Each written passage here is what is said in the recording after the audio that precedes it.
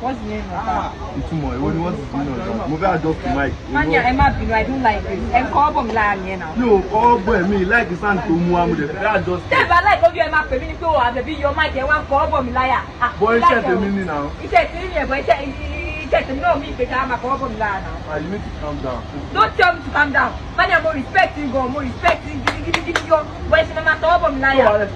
You could have called my mom. Papa, your my to lane. Your mom will be asking me when you are. What have that you know by instant and sound man? No. Me like you all this moon, but when you move adjust my body, I should protect you. Move adjust. Kí ló ṣẹlẹ̀ ó fẹ́ kí wọ́n bọ̀ ọmọ láyà ní ìṣẹ̀lẹ̀ kan. Kí ni rákàrà dá yẹn torí pé ti jẹ́ sànmá kí ló ṣẹlẹ̀ kan. Kí ló dé mo sọ wípé kó máa jẹ́ kó tó ọbẹ̀ lára. I told you, I told you. Kí ló dé?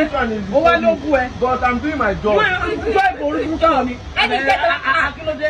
Fẹ́ kí wọ́n bọ̀ ọmọ láyà. Ẹ̀rọ kó ṣe mo rẹ̀. Ó ti dàgbà torí bíbá tẹ́lẹ̀ mọ́. Ìgbà tó kéré gan-an. Má sọ ọ̀rọ̀ ẹ̀wọ̀n láyé ẹ̀. Ṣáìdà bí má sọ ọ̀rọ̀ ẹ̀wọ̀n láyé. No. Harassment. Yes, Ó ti máa ti wọ́n bọ̀ láyà. Bẹ́ẹ̀ ṣe ni ẹjọ́ máa ti wọ́n bọ̀ mi láyà ẹ̀kọ́ mi wà bẹ́ẹ̀ ni.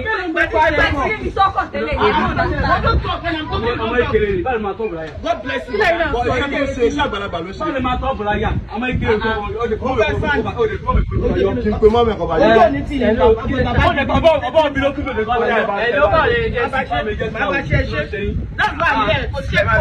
you. Wèrè ọlọ́mọ wèrè ọlọ́mọ ní mí. Tí wọ́n fẹ́ jà ẹ máa ṣe oríṣiríṣi kò tó ẹ̀kẹ́ ṣe kó bẹ́ẹ̀ jà. Ó dànù kẹ́ máa ń láti. Ó yá fún mi kí wọ́n ṣe gbéraga o. Títọ̀ ńlá jìnnà o. Ṣé gbéraga ni pé kẹ́ wá máa fi wọ́ bọ̀ lọ́yàn?